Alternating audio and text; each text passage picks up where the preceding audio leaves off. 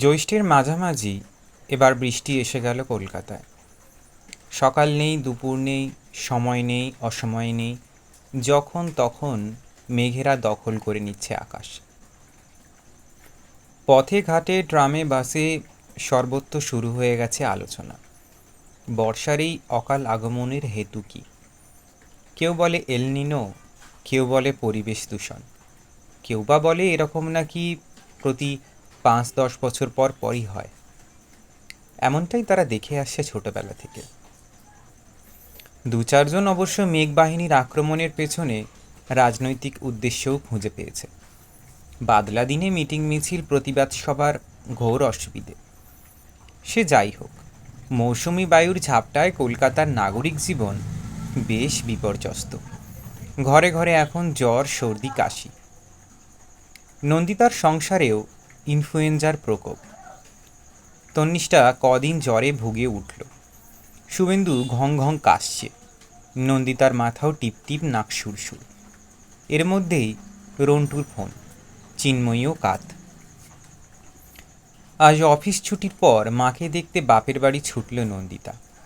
গিয়ে দেখল মাতৃদেবী টলমল বটে, তবে এখনও পুরোপুরি শয্যাশায়ী নন।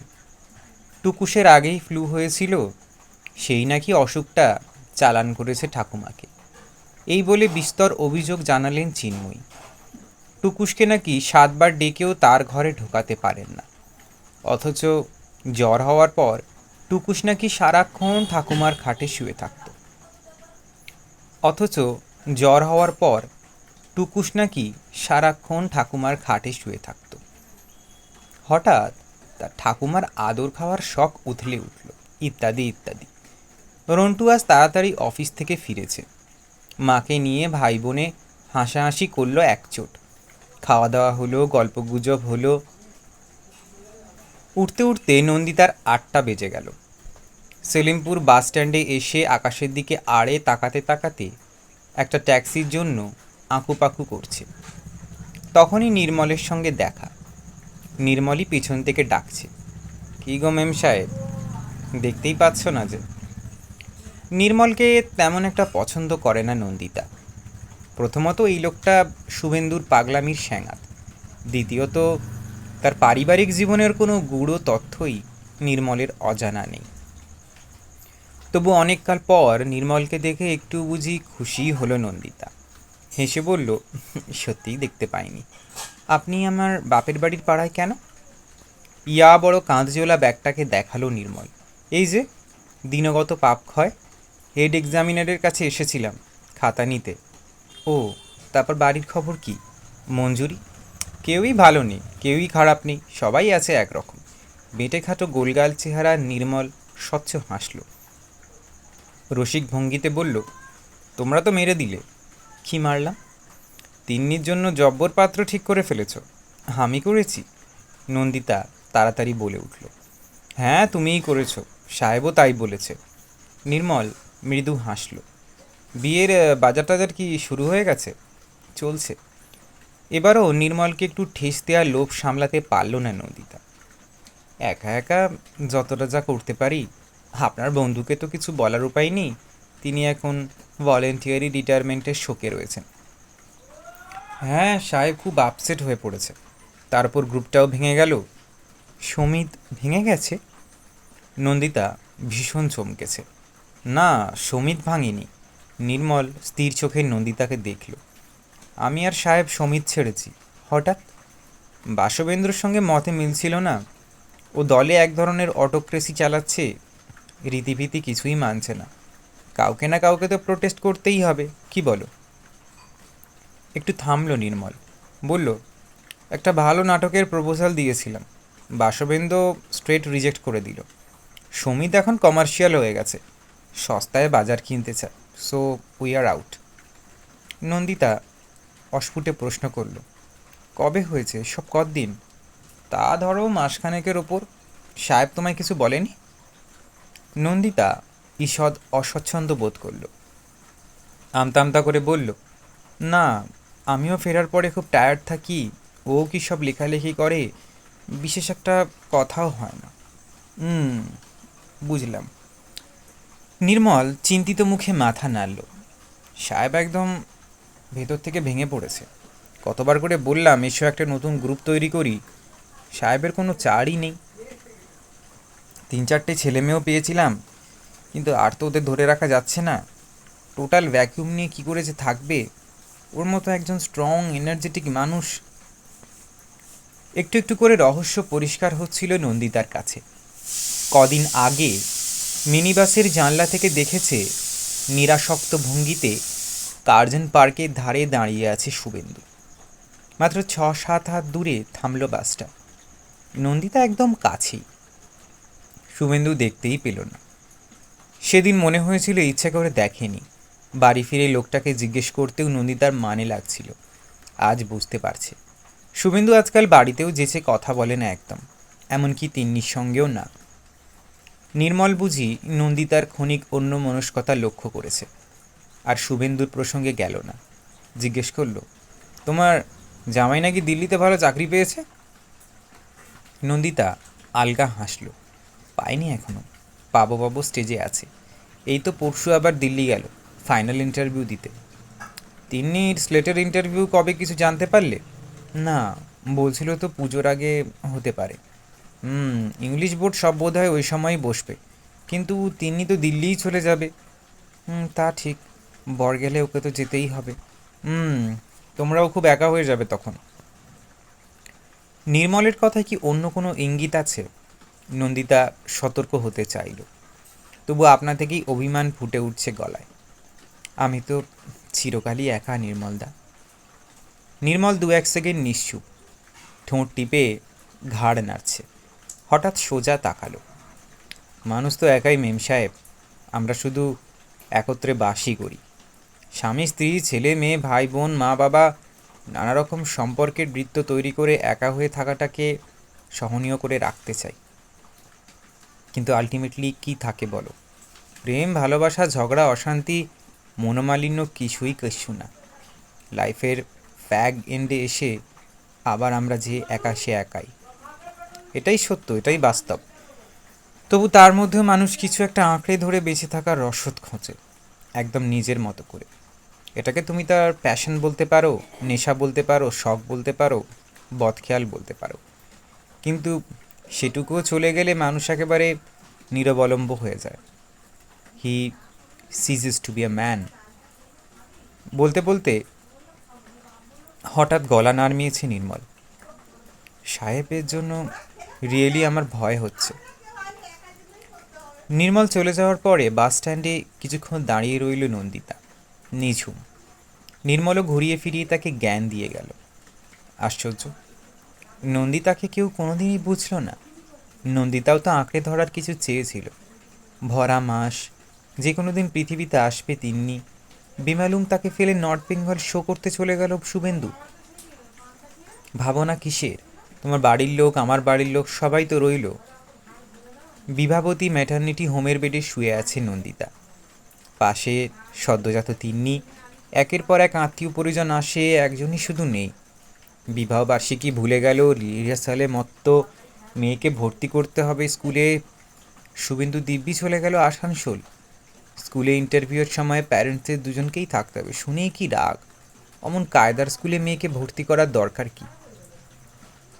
অফিসের পিকনিকে সব মহিলা কলিগের বর যাচ্ছে, শুভেন্দু নেই। শ্যালো লোকজনদের সঙ্গে আমার পোষাবে না। সারাক্ষণ শুধু প্রমোশনাল কথা, ইনক্রিমেন্টের গল্প। কবে কোন দিন কখন নন্দিতার পাশে থেকেছে শুভেন্দু? কোনো স্বাদ পূর্ণ করেছে? প্রতিটা ঠক্করই তো তীরে তীরে নন্দিতার আবেগকে হত্যা করেছে। কে কবে কখন তাকে বলেছে, আহা নন্দিতা, তুমি কি একা? তবু এই মুহূর্তে শুভেন্দুর জন্য কষ্ট হচ্ছে বই কি। যে নাটক নিয়ে তাদের এত সংঘাত, যে নাটকের বাতিক চরম অসুখী করেছে নন্দিতাকে, সেই নাটকের সঙ্গে শুভেন্দুর সংস্রব ঘুচে যাওয়ার জন্য নন্দিতার তো আজ কণামাত্র হলেও উল্লসিত হওয়া উচিত। কিন্তু তেমনটা হচ্ছে না কেন? নন্দিতার মনের কোন গোপন কন্দরে এখনও শুভেন্দুর জন্য ভালোবাসার বাষ্প সঞ্চিত আছে। হায় ঈশ্বর, ভালোবাসা কি তবে মরে না? কম্পাউন্ডের গেটে ট্যাক্সি ছেড়ে দিয়ে ধীর পায়ে সিঁড়ি ভাঙছিল নন্দিতা। দোতলার ল্যান্ডিংয়ে তাদের কোঅপারেটিভের সেক্রেটারি দীপক সরঙ্গী। নন্দিতাকে দেখে দীপকের মুখে পরিমিত হাসি। ম্যাডাম, খুব টায়ার্ড মনে হচ্ছে। স্যাটারডে ইভিনিংয়ের কথা স্মরণে আছে তো? কী ব্যাপারে বলুন তো? কোঅপারেটিভের অ্যানুয়াল মিটিং আছে না, মেনটেনেন্স নিয়ে একটু প্রবলেম হচ্ছে। তারপর সিকিউরিটি গার্ডটিকেও বদলানোর কথা চলছে। দেখলেন তো রায়বাবুর ফ্ল্যাটে দিন দুপুরে কেমন চুরিটা হয়ে গেল। আসবো। মিস্টার দাশগুপ্তকেও ধরে আনবেন, উনি তো এখন মোটামুটি ফ্রি। ওকে কিন্তু এবারে দায়িত্ব নিতে হবে। বলবো। পাশ কাটিয়ে সিঁড়ি দিয়ে উঠতে উঠতেই নন্দিতার কপালে ভাঁজ। শুভেন্দুর বেকার হয়ে যাওয়ার খবর এর মধ্যেই চাউর হয়ে গেছে। তিনি মোটেই বলে বেড়ানোর মেয়ে নয়।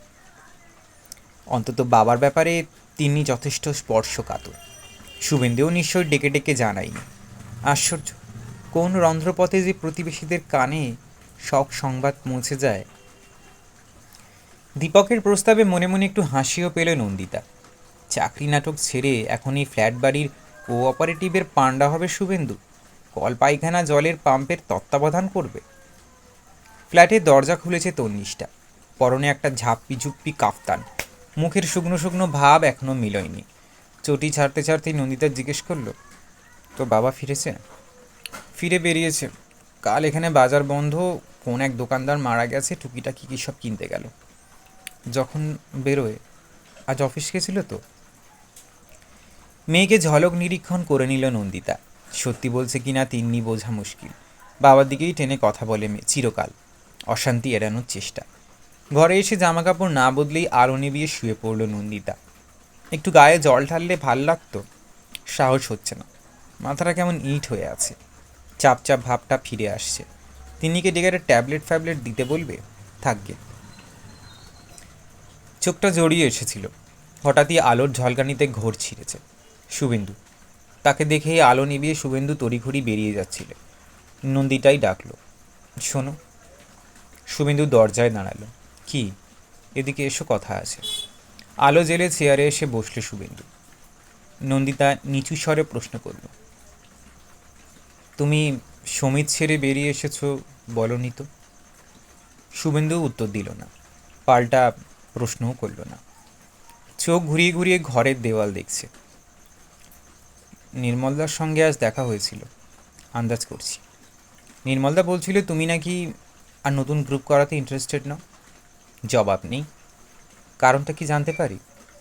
এটা আমার পার্সোনাল ব্যাপার। না, পার্সোনাল ব্যাপার নয়। স্বাভাবিক থাকতে চেয়েও নন্দিতা গলা সামান্য ছড়িয়ে ফেলল। সারা জীবন আমায় জ্বালিয়ে পুড়িয়ে এখন এই কথা বলতে তোমার লজ্জা করে না? যতদূর সম্ভব কম্পেনসেট করার চেষ্টা করেছি। এখন সংসারের কোন কাজ আমি করি না। থাক, তোমার কাজের অপেক্ষায় আমার সংসার কোনোদিনও বসেও থাকেনি, থাকবেও না। নাটক ছেড়ে দিয়ে এখন তুমি ঘরের কাজ দেখাচ্ছ। শুভেন্দু বিমূঢ় চোখে তাকালো। তুমি হঠাৎ আমার নাটক ছাড়া নিয়ে পড়লে কেন? আলবাত পড়ব, 1000 বার পড়ব। এখন নাটক ছেড়ে তুমি আমার কোন স্বর্গে বাতিটা দেবে শুনি? নন্দিতা উত্তেজিত মুখে উঠে বসেছে। ছাড়বেই যদি, তো 25 বছর আগে ছাড়োনি কেন? ভুল হয়েছে। ব্যাস, ভুল হয়েছে বললেই সব চুকে গেল? ফিরবে আমার 25টা বছর? তাহলে আমি এখন কি করতে পারি বলো? রোজ 100 হাত ধরে নাক্ষত দেব? 300 বার করে কান ধরে উঠবোস করব? শুভেন্দুও তেতে উঠেছে। কি করলে তোমার শান্তি হবে বলো, তাই করব। আমার শান্তি তোমায় কে দেখতে বলেছে? ন্যাকা সেজো না। তুমি খুব ভালো মতোই বোঝো তোমার এখন কি করা উচিত। তন্নিষ্ঠা ঘরে ঢুকলো। কী ব্যাপার, তোমরা হঠাৎ চিল্লামিল্লি শুরু করলে কেন? এই দেখ না তোর বাবা, সারাটা জীবন মাছ ঘেটে এখন বিধবা সাজছে। তন্নিষ্ঠা একবার নন্দিতার দিকে তাকাচ্ছে, একবার শুভেন্দুর দিকে। শুভেন্দু তীব্র এক দৃষ্টি হেনে ঘর ছেড়ে বেরিয়ে গেল। একটুক্ষণ ফ্যাল ফ্যাল দাঁড়িয়েছিল তন্নিষ্ঠা। লিভিং রুমে বাপ বেয়েতে কথা হচ্ছে, অনুচ্চ স্বরে। আওয়াজ পাচ্ছিল নন্দিতা। ধপ করে নন্দিতা শুয়ে পড়ল আবার। মাথার পিছনটা দপদপ করছে। একটা দুনিয়ার তছনছ করে দেওয়া ক্রোধ নেহাই পিটছে ক্রমাগত। তার জীবনের এত বছর মিথ্যে হয়ে গেল। এত কষ্ট সহ্য করেছে, ফাটাফাটি করেছে, সবই কি শুধু তিন্নির মুখের দিকে তাকিয়ে? আর কোনো কারণ ছিল না? নাটক ছেড়ে দিয়ে তার একদিনকার সংগ্রামকে শূন্য গর্ব করে দিচ্ছে লোকটা। তার অহংকে এভাবে চূর্ণ করে দিতে চায়। নন্দিতা তাহলে আর কি রইল? তন্নিষ্ঠা খাবার দাবার গরম করে ফেলেছে, ডাকছে খেতে। বাথরুম ঘুরে এসে ডাইনিং টেবিলে বসলো নন্দিতা। নিঃশব্দে গলাধ্যকরণ করছে নেশাহার। বাবা মা তিনজনেই যেন যন্ত্র মানব এখন। খাওয়া দাওয়ার পর অভ্যেস মতো নন্দিতা বোকা বাক্সের সামনে বসলো একবার। ফাঁকা চোখ, বোধহীন মুখ। টিভিতে খেলার চ্যানেল। কার রেসিং শেষ হয়ে শুরু হয়েছে বক্সিং। অসহ্য খেলা। একটা লোককে একটানা পিটিয়ে যাচ্ছে আর একজন। গলগলীয় রক্ত ছুটছে লোকটার মুখ দিয়ে, লুটিয়ে লুটিয়ে পড়ছে। অন্যদিন চ্যানেল ঘুরিয়ে দেয় নন্দিতা। আজ রিমোটও পর্যন্ত হাত এগোচ্ছে না। লোকটার থ্যাতলানো মুখ দেখে চিনচিন করছে বুক। আশ্চর্য, বারবার পড়ে গিয়ে ওঠে লোকটা। 10 কোণার আগেই। নন্দিতা পায়ে পায়ে ঘরে ফিরল। ড্রয়ার হাতড়ে মাথা ধরার ট্যাবলেট খেলো একটা। ওষুধটা খেয়ে শুয়ে পড়েছে। অ্যানালজেসিকের প্রভাবে স্নায়ু স্তিমিত ক্রমশ। বাইরে কাশির ঘং ঘং আওয়াজ। আবছা ঘুম ভেঙে গেল নন্দিতার। পাশে শুভেন্দু নেই, এখনও শোয়নি লোকটা। নন্দিতা খাট থেকে নেমে লিভিং রুমের অন্ধকারে এসে দাঁড়ালো। ব্যালকনির রিলিংয়ে হেলান দিয়ে সিগারেট টেনে চলেছে শুভেন্দু, আর বুকে হাত চেপে কাশির দমক সামলাচ্ছে। কি শীর্ণ দেখাচ্ছে মানুষটাকে, কি ভীষণ কুঁজো কুঁজো লাগে। বুকের ভেতরে একটা কান্না উথলে উঠল নন্দিতার। ঝগড়া বিবাদ করে তবু একটা মানুষের সঙ্গে সহবাস করা যায়, কিন্তু অক্ষম, পরাজিত, অর্ধমিত এই শুভেন্দুর সঙ্গে সে ঘর করবে কি করে? ফিসফিস করে নন্দিতা ডাকলো, শুনছ? এই, এখনো সময় আছে। শুভেন্দু শুনতে পেল না।